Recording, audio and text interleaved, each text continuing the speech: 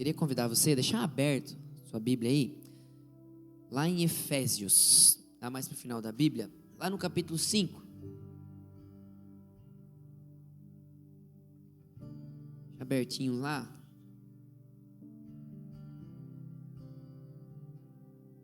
Para quem não nos conhece, às vezes, gente, o pessoal é novo. Sou o pastor Jean. Eu estou responsável, junto com a minha esposa, a pastora Cris, por essa igreja desde o ano passado. Nós estivemos aqui desde o ano retrasado, né, ajudando a igreja numa transição de pastores. E nós, desde o ano passado, então, nós assumimos aqui a igreja, né, este desafio e um privilégio de poder servir as pessoas de Tijucas. Nós moramos aqui desde 2011, nós estamos morando aqui. Eu tenho um carinho muito especial por esta cidade. Eu sou professor de educação física já há 20 anos. Boa parte deles eu trabalho aqui no Colégio Planeta, nessa rua. Sou muito envolvido também com o esporte da cidade. Sempre que posso estou jogando. Esses 2 últimos anos eu fiz jejum, né? Estava conversando com alguns de participar do campeonato municipal de campo, que deu maior rolo. É uma novela e agora vai ter de novo. Mas eu tenho muito carinho assim por estar aqui nessa cidade. E Deus falou muito comigo e com a minha esposa. Minha esposa era muito pegada na igreja de Porto Belo, né? Que nós congregávamos lá muitos anos, cuidando de crianças e adolescentes lá há 14 anos. E quando nós fomos chamados para estar aqui, eu falei: Senhor, o Senhor quer que a gente fique aqui mesmo? Que o Senhor também volte o coração da minha esposa para este lugar. Porque ela gosta de muvuca, né? Gosta de bagunça, a minha praia e tal.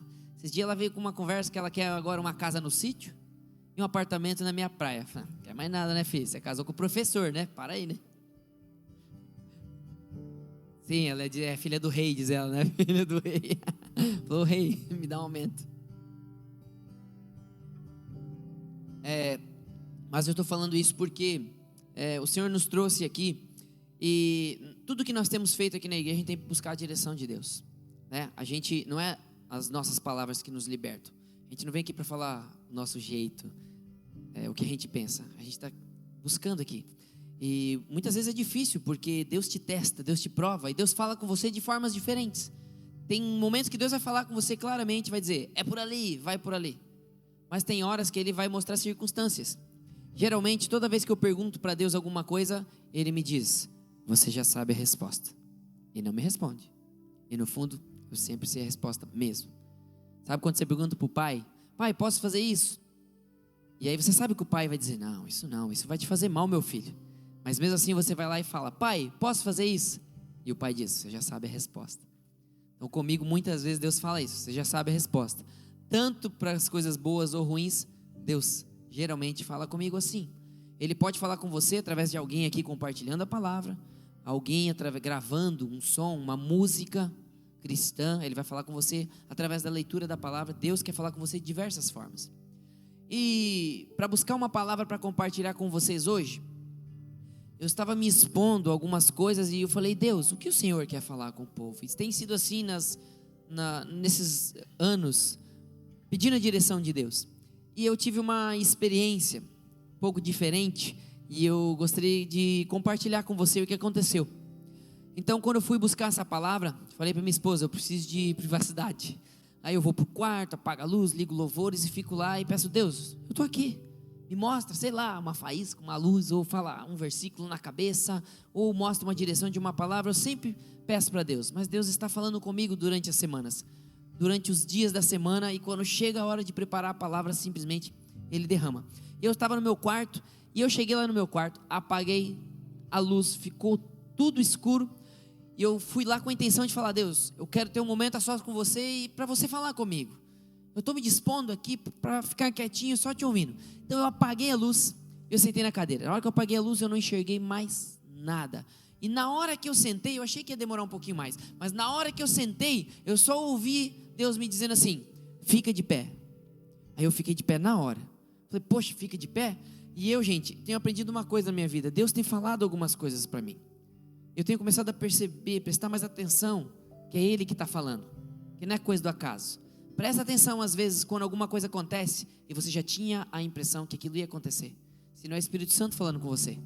Então muitas coisas da minha vida têm acontecido E eu já sabia. Eu falo, nossa, o Espírito Santo me avisou e eu vacilei. Eu achei que era coisa da minha cabeça. Presta atenção e se prepare. Então, eu tenho buscado fazer isso. Quando Deus fala alguma coisa, sabe, eu nem penso, eu só vou. Hoje a minha esposa estava falando, nossa amor, nós estávamos de manhã, no culto da manhã, né, e agora à tarde eu tive que fazer, graças a Deus, uma recreação de aniversário, estava lá até um pouquinho antes do culto, na pilha lá, o menino jogando campeonato, futebol e tal, e agora bora pro terceiro culto, né? Daí eu falei, ai amor, eu nem penso, eu nem penso no trabalho, eu penso só no Senhor, eis-me aqui, só estou obedecendo, estou indo na direção dele, não estou pensando, estou cansado, não estou, sabe? Se é momento de descansar, vamos descansar, mas o momento de trabalhar, vamos trabalhar. Então eu tenho buscado a Deus dessa maneira, obedecer o mais rápido possível, porque eu sei que Ele está falando, a gente só precisa estar conectado com Ele, e você vai perceber Deus falando com você o dia todo, o dia todo. Quanto mais se aproximar da palavra dEle, você vai perceber Deus falando com você, nas pequenas coisas. Lá minha esposa em casa tem milhões de testemunhos, que ela perde alguma coisa e fala, ô Espírito Santo, onde é que está tal coisa? Daqui a pouco ela acha.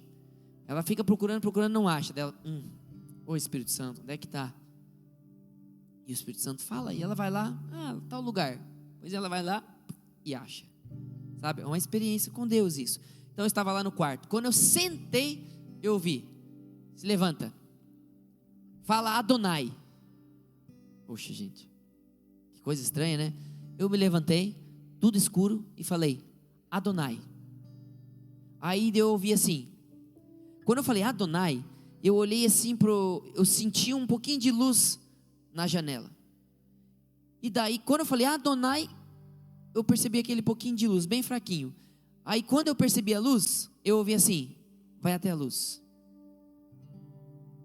Só que para ir até a luz, eu tinha pintado, que foi a única coisa que eu consegui fazer nessas férias, acabei sexta-feira, foi pintar esse quarto, tinha um monte de coisa espalhado assim. Então eu estava com medo do que minha esposa tinha juntado ou não ali na hora da nossa faxina. E aí eu, poxa, vou até a luz, né? Oh Deus, nesse escuro, não vendo nada. E aí eu fui tateando assim, com medo de bater o nariz. E quando eu estava assim, meio perdido no escuro, tentando chegar até a luz, Deus já começou a falar comigo, como se fosse aquelas pessoas perdidas no meio das trevas. Sabe aquela agonia, aquele medo de, meu Deus, para onde eu estou indo?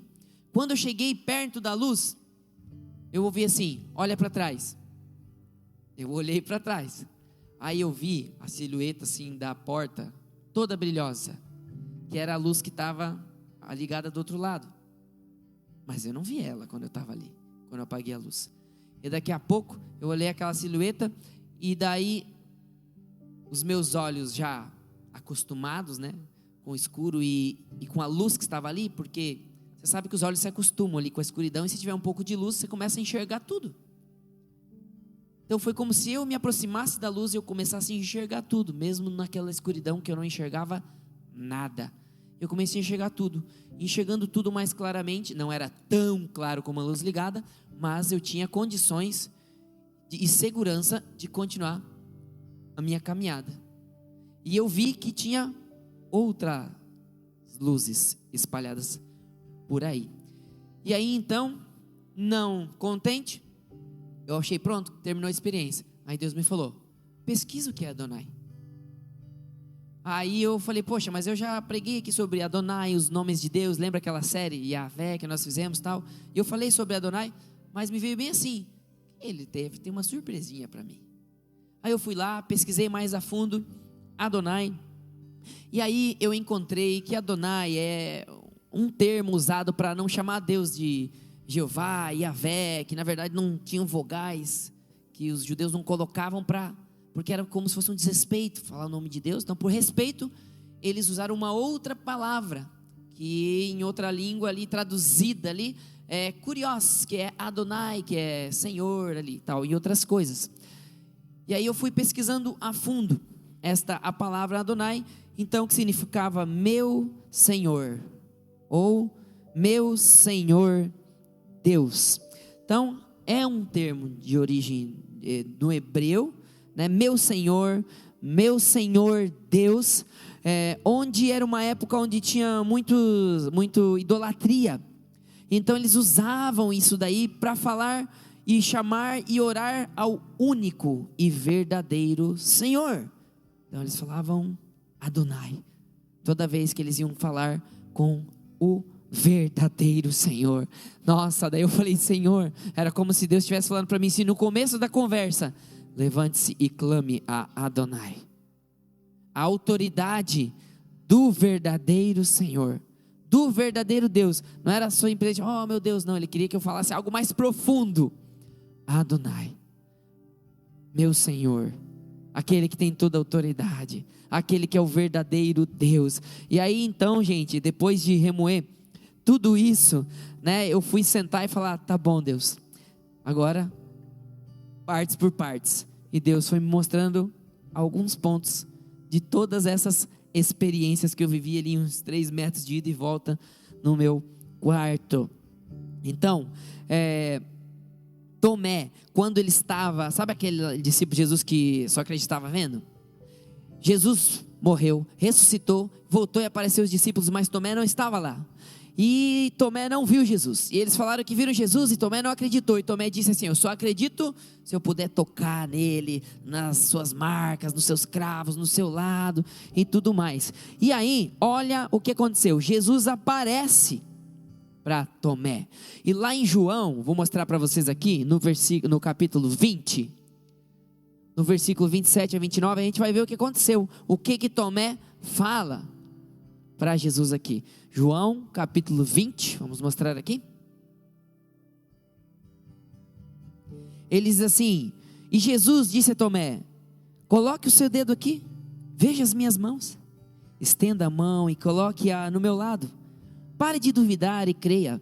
Disse-lhe Tomé então, Adonai, Senhor meu e Deus meu.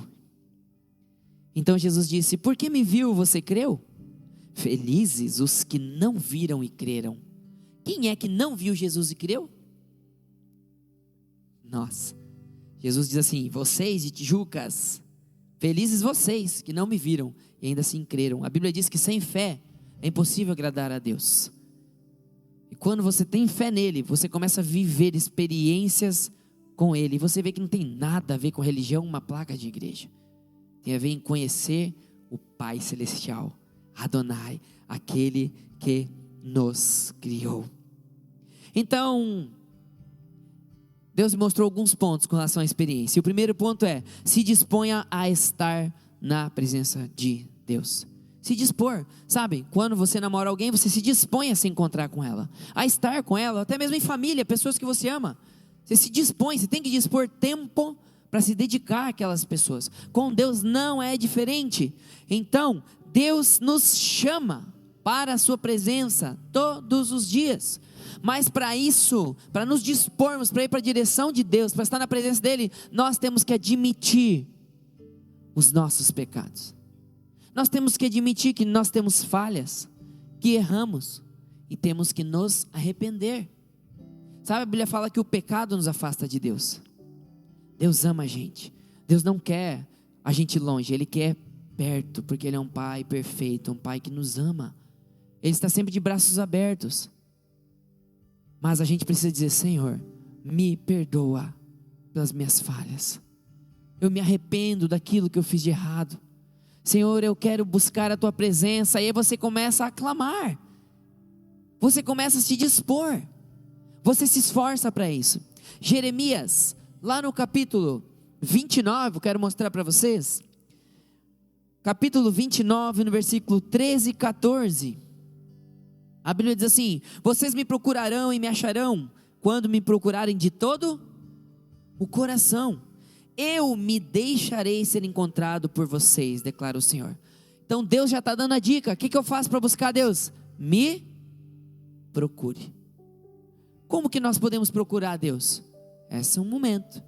Vai lá, mais privativo lá, vai no teu quarto, vai num canto, sabe, às vezes você está no teu carro, muitas vezes eu me encontro com Deus lá no meu carro, e ligo as músicas, e às vezes começa a estar chorando, chegando na escola que tem que enxugar as lágrimas, e Deus começa a falar comigo ali no carro, E às vezes eu tenho que chegar lá na quadra e me conter e me focar, porque a presença de Deus vem assim e você começa, vontade de botar a mão na cabeça das crianças, começar a orar.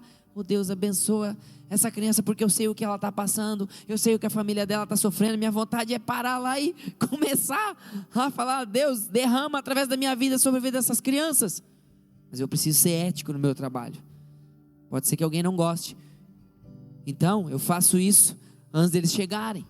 Às vezes eu boto a mão no chão e falo: Deus, em nome de Jesus, esse solo que eu piso, quando eles entrarem nessa quadra, que seja diferente, nessa escola, os funcionários, vamos orando. Mas buscar a presença de Deus é buscar de todo o coração, é desejar. Em qualquer lugar, tenho 5 minutinhos. Gente, tem um aplicativo no WhatsApp, no aplicativo no celular, que é o Glorify. É um aplicativo de devocional, é maravilhoso, gente, maravilhoso. Você coloca ali, ele coloca ali um trechinho da Bíblia para ler. Você pode ler no celular, ou você pode dar o play e ele fala para você, e você só fica paradinho ali ouvindo. Aí tem uma sementinha lá, que ele te incentiva a plantar aquela sementinha da palavra, ela vai crescendo. Você não vê a hora de aquela sementinha virar uma árvore. E te incentiva, isso é para te incentivar a buscar a presença de Deus. Quando você está apaixonado, você não precisa de nada para se incentivar, né? Você faz de tudo, paga o preço que for, anda o tanto que tiver que andar por amor, por paixão. Quem dirá para buscar a presença de Deus?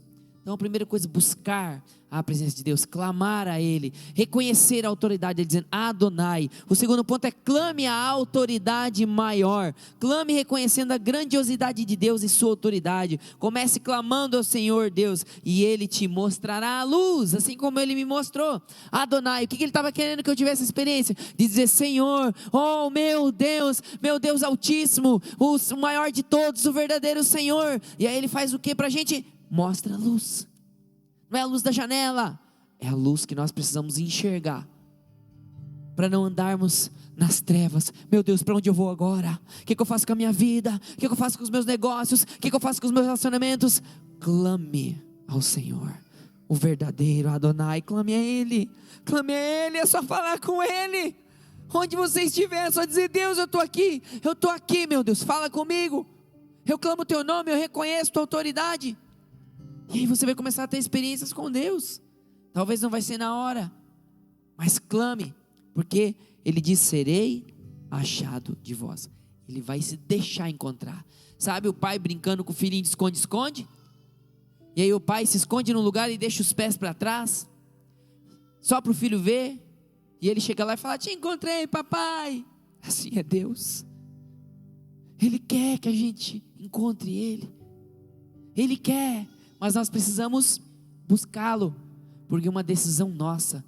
Ele não pode, Ele pode, mas Ele não vai mais invadir as nossas vidas e dizer: vem aqui, menino, e te puxar pela orelha. Tem 2 caminhos: o da bênção, da maldição, da vida ou da morte. Ele vai estar sempre de braços abertos dizendo: filho, e é o que está escrito na Bíblia, escolhe o caminho da bênção, escolhe o caminho da vida. Ele deixou escrito que tem 2 caminhos, e Ele ainda deixou escrito a dica: vai para o caminho da vida, é melhor para você. E Ele deixa você escolher. Então a escolha de clamar a Ele, ir na direção dEle, é tua. Olha o que diz Salmos, no capítulo 18, no versículo 6. Diz assim: na minha aflição clamei ao Senhor, gritei por socorro ao meu Deus. Do seu templo Ele ouviu a minha voz, meu grito chegou à sua presença, aos seus ouvidos. Na minha aflição clamei ao Senhor. Clame ao Senhor. Em 2 Crônicas, no capítulo 7, no versículo 14, diz assim: se o meu povo que se chama pelo meu nome se humilhar e orar, buscar a minha face e se afastar dos seus maus caminhos, dos céus o ouvirei, perdoarei o seu pecado e curarei a sua terra. Deus mostra princípios de como Ele é na palavra de Deus, tanto com o povo de Israel naquela época, como para nós.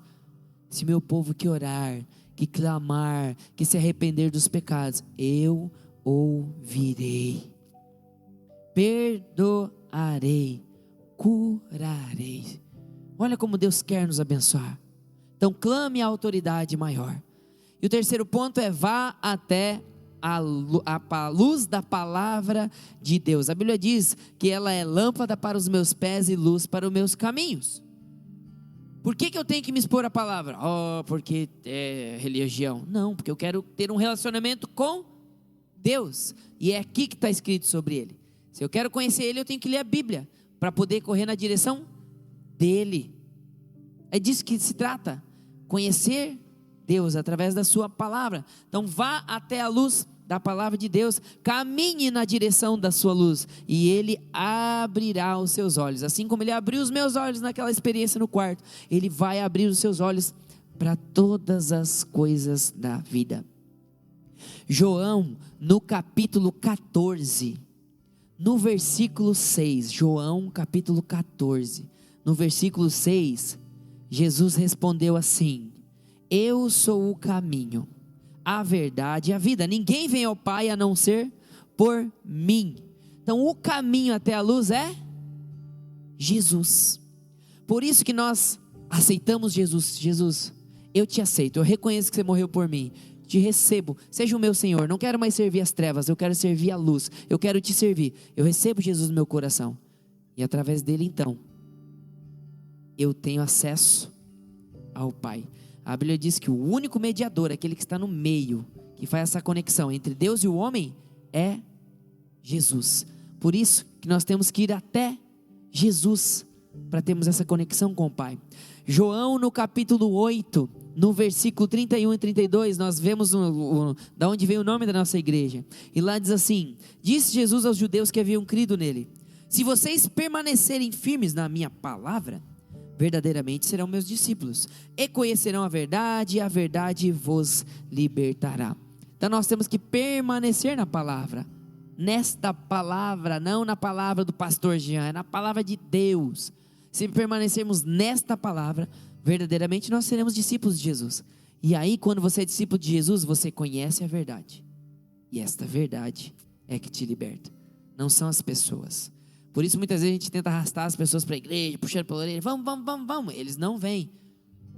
Eles vão vir a hora que eles decidirem vir. E eles só vão ser transformados quando eles decidirem: Senhor, fala comigo. Quando eles reconhecerem a autoridade daquele que tem todo o poder para nos transformar, através do caminho que é Jesus. E aí sim, nós vamos ter uma transformação verdadeira. Olha o que diz Colossenses, lá no capítulo 1. Colossenses capítulo 1, versículo 13. Ele nos transportou para o reino do Filho do seu amor. Antes a gente vivia em trevas, e Jesus fez o quê? Nos transportou para o reino do Filho do seu amor, em quem temos a redenção pelo sangue, a saber, a remissão dos pecados. Redenção é Jesus perdoar os nossos pecados, e a gente poder ter acesso para falar com Deus de novo. E o último ponto é: quanto mais você se expor à palavra de Deus, mais você vai enxergar. Você enxergará primeiro que você não está sozinho nessa caminhada, e que há mais pessoas cheias de luz de Deus espalhadas pelo caminho, e conforme você se expor a mais a palavra de Deus e se aproximar dele, enxergará melhor a direção em que você deve andar, e passará melhor pelos obstáculos da vida. Sabe, obstáculos nós teremos, existirão coisas que vão nos amarrar, e o fato é: como você vai passar por esses obstáculos? Jesus disse em Lucas no capítulo 10, no versículo 21, ele disse assim: naquela hora Jesus, exultando no Espírito Santo, disse: eu te louvo, Pai, Senhor do céu e da terra, porque você escondeu estas coisas dos sábios e cultos e as revelastes aos pequeninos. Sim, Pai, pois assim foi do teu agrado. Tem muitas pessoas que acham que porque são muito inteligentes numa área da vida, são muito intelectuais, acham que elas sabem tudo da palavra de Deus. Mas Jesus disse que Deus escondeu essas coisas dos sábios e dos cultos e as revelou aos pequeninos. O que ele quer dizer com isso? Que você não precisa ser um inteligentão para entender isso. Você precisa ser pequenino. Criancinha? Não. Pequenino de coração. Dizer: Senhor, eu sou pequenininho, o grande és tu. Eu não sou nada, o grande é o Senhor. Humildemente eu te peço, me mostra a tua palavra. E você vai começar a ler coisas e vai falar: nossa, eu já tinha lido isso na Bíblia, mas eu não tinha enxergado. Deus vai começar a falar com você. Deus vai te revelar a palavra. E sabe o que vai acontecer? Você vai começar a ler ela e falar: nossa, isso aqui parece tão atual. Não parece que foi falado só lá para os tempos antigos. Fala: nossa, isso aqui está claro para mim. É uma situação do dia a dia. Isso é a vida da palavra, trazendo vida para a tua vida. A Bíblia fala que ela é viva e eficaz. Ela não morreu, ela não serve só para o passado, ela serve para hoje. E é eficaz porque ela funciona. Lá em Efésios, no capítulo 5, do versículo 6 ao 11, a Bíblia diz assim, ó: ninguém os engane com palavras tolas, pois é por causa dessas coisas que a ira de Deus vem sobre os que vivem na desobediência. Portanto, não participem com eles dessas coisas, porque outrora vocês eram trevas, mas agora são luz no Senhor. Vivam como filhos da luz, pois o fruto da luz consiste em toda bondade, justiça e verdade. Se você recebeu Jesus e você tenta andar conforme a palavra de Deus, você é um filho, uma filha da luz. E aqui tem 3 pontos importantes dos filhos da luz: bondade, justiça e verdade. É uma bondade que eu dou sem esperar que me devolvam. É uma justiça que eu procuro ser justo, mesmo que não sejam justos comigo, porque Ele é o meu juiz. Não eles, mas Ele é o meu juiz. E é uma verdade, porque eu vivo a verdade, não porque todo mundo vive a verdade, mas porque Ele é a verdade, e a verdade me liberta. E eu quero andar livre, não preso na minha vida. Por isso eu quero andar em verdade. O mundo mente, conta mentirinhas. Isso é o mundo. Filhos da luz não contam mentirinhas. Filhos da luz arcam com as consequências da verdade, sejam elas quais forem, porque nós queremos agradar a Adonai, aquele que tem todo o poder, aquele que tem toda a autoridade, aquele que é o nosso Senhor. Por isso nós estamos aqui hoje, nesse momento de ceia, porque Jesus morreu na cruz pelos nossos pecados. Ele morreu para que hoje a gente pudesse nos arrepender de verdade, e simplesmente Ele apaga os pecados.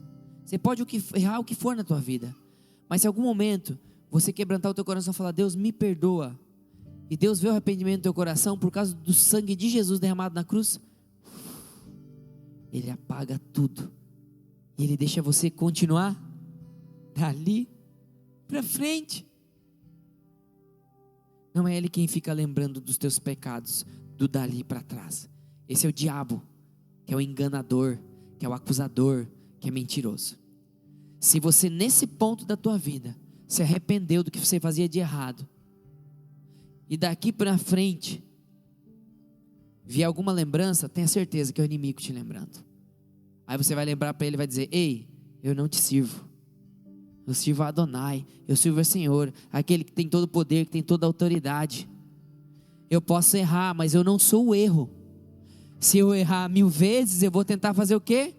Pedir perdão 1000 vezes, buscar a presença de Deus 1000 vezes, porque nós não somos pecadores mais, nós somos santos que lutamos contra o pecado.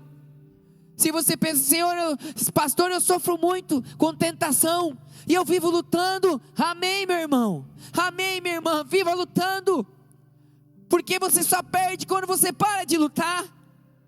Nós lutamos desde o nosso nascimento, desde que éramos um espermatozoide com milhares tentando chegar em primeiro. O Senhor já te fez vencedor.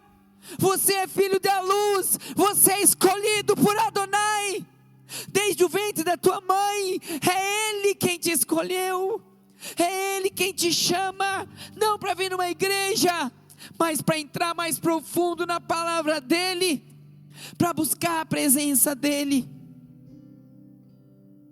Eu quero terminar esse momento com a nossa ceia, mas falando para você o testemunho de um seguidor de Jesus, ex-assassino de cristãos, chamado Paulo, em outra língua também chamado de Saulo de Tarso.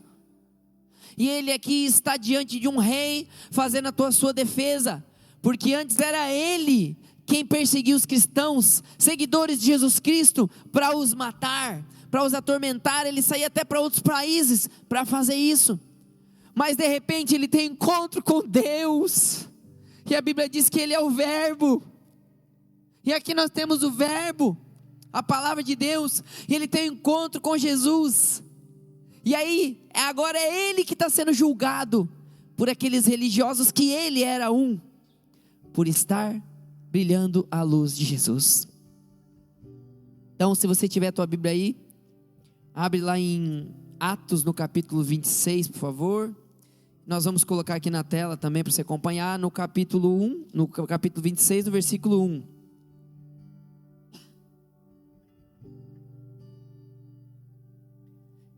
Capítulo 26, no versículo 1.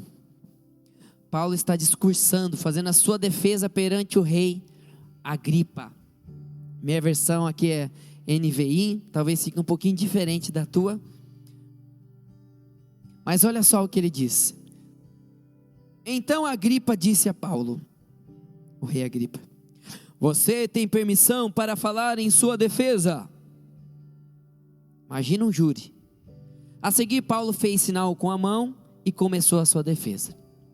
Rei Agripa, considero-me feliz por poder estar hoje em tua presença, para fazer a minha defesa contra todas as acusações dos judeus, e especialmente porque estás bem familiarizado com todos os costumes e controvérsias deles. Portanto, peço que me ouças pacientemente. Todos os judeus sabem como tenho vivido desde pequeno, tanto em minha terra natal como em Jerusalém. Todos os judeus sabem, desde pequeno. Então eles conheciam Paulo desde criancinha, sabiam de onde ele veio, sabiam do caráter dele. E olha o que diz o versículo 5: eles me conhecem há muito tempo. E eles quem? Os judeus que estavam acusando ele, que queriam ele morto. Ele diz: eles me conhecem há muito tempo e podem testemunhar, se quiserem, que como fariseu eu vivi de acordo com a seita mais severa da religião. Eles sabem o que eu fiz no passado, eles sabem quantos cristãos eu persegui. E lá no versículo 6 ele diz: agora estou sendo julgado por causa da minha esperança no que Deus prometeu aos nossos antepassados. Esta é a promessa que as nossas 12 tribos esperam que se cumpra, cultuando a Deus com fervor dia e noite. É por causa desta esperança, ó rei, que estou sendo acusado pelos judeus, porque os senhores acham impossível que Deus ressuscite os mortos. Olha o que Paulo diz: vocês acham que é impossível que Deus ressuscite os mortos? Como assim? De que Deus eles estão falando? Versículo 9: eu também estava convencido de que deveria fazer todo o possível para me opor ao nome de Jesus o Nazareno. E foi exatamente isso que eu fiz em Jerusalém. Com a autorização dos chefes dos sacerdotes, lancei muitos santos na prisão. E quando eles eram condenados à morte, eu dava o meu voto contra eles. Muitas vezes ia de uma sinagoga para outra a fim de castigá-los, e tentava forçá-los a blasfemar. Blasfemar é falar contra Deus. Em minha fúria contra eles, cheguei a ir às cidades estrangeiras para persegui-los. Numa dessas viagens, eu estava indo para Damasco, com autorização e permissão dos chefes dos sacerdotes. Ele deixa bem claro que ele tinha autorização para fazer tudo isso, autorização daqueles caras que nesse momento estavam condenando ele. Versículo 13: por volta do meio-dia, ó rei, estando eu a caminho, vi uma luz do céu, mais resplandecente que o sol, brilhando ao meu redor, e ao redor dos que iam comigo. Todos caímos por terra. Então ouvi uma voz que me dizia em aramaico: Saulo, Saulo, por que você está me perseguindo? Resistir ao aguilhão só lhe trará dor. Então eu perguntei: quem és tu, Senhor? Respondeu o Senhor: sou Jesus, a quem você está perseguindo. Agora levante-se, fique de pé. Lembra que Deus falou comigo lá no quarto? Eu lhe apareci para lhe constituí-lo servo e testemunha do que você viu a meu respeito. e do que lhe mostrarei. Eu o livrarei do seu próprio povo e dos gentios. Gentios era o povo que não era lá os religiosos da época, eram pessoas de fora, como se fala, os do mundo. Eu o livrei do seu próprio povo e dos gentios, aos quais eu o envio, para abrir-lhes os olhos e convertê-los das trevas para a luz, e do poder de Satanás para o poder de Deus, a fim de que recebam o perdão dos pecados e herança entre os que são santificados pela fé em mim. Você vê como Deus quer sempre abençoar? Ele está falando, eu morri por isso, para eles terem os olhos abertos. No versículo 19, assim, rei Agripa, não fui desobediente à visão celestial. Preguei em primeiro lugar aos que estavam em Damasco, depois aos que estavam em Jerusalém e em toda a Judaia, e também aos gentios, dizendo que se arrependessem e se voltassem para Deus, praticando obras que mostrassem o seu arrependimento. Por isso os judeus me prenderam no pátio do templo e tentaram me matar. Mas tenho contado com a ajuda de Deus até o dia de hoje, e por este motivo estou aqui e dou testemunho, tanto a gente simples como a gente importante. Não estou dizendo nada além do que os profetas e Moisés disseram que haveria de acontecer. O que eles disseram? Versículo 23, que o Cristo haveria de sofrer, e sendo o primeiro a ressuscitar dentre os mortos, proclamaria luz para o seu próprio povo e para os de fora, os gentios. Você vê uma incoerência aqui naqueles religiosos que buscavam a palavra, que respeitavam os profetas e Moisés, e quando eles veem aquele Jesus, que era o nome, sobre todo nome, e estava nas profecias dele que viria salvar o mundo, que viria tirar o pecado do mundo, e eles não reconhecem Jesus, porque eles esperavam Jesus vindo, sabe, cheio de ouro, o rei todo glorioso, e Jesus entra na cidade deles num jumentinho, de propósito, para mostrar que ele veio para todos, porque talvez se ele viesse assim, muitas pessoas iam achar, poxa, não é para nós, olha meu Deus, olha isso aí, tudo. Ele vem simplesinho dizendo assim, o quê? Eu vou me vestir de ouro? Aquilo que lá no céu é o chão? Faz sentido para você? Para que Jesus veio todo revestido de ouro, naquele momento se apresentar para os homens? Isso é chão, isso não é importante.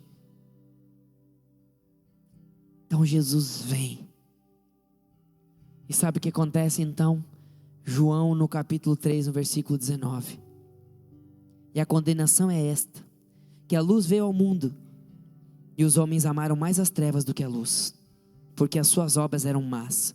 Porque todo aquele que faz o mal odeia a luz, e não vem para a luz, para que as suas obras não sejam reprovadas. Mas para quem pratica a verdade, vem para a luz, a fim de que as suas obras sejam manifestas, porque são feitas em Deus. E por fim, João no capítulo 1, versículo 9 diz assim, ali estava a luz verdadeira, que ilumina a todo homem que vem ao mundo. Estava no mundo, e o mundo foi feito por ele, e o mundo não o conheceu. Veio para o que era seu, e os seus não o receberam. Mas a todos quantos o receberam, deu-lhes o poder de serem feitos filhos de Deus, a saber, aos que creem no seu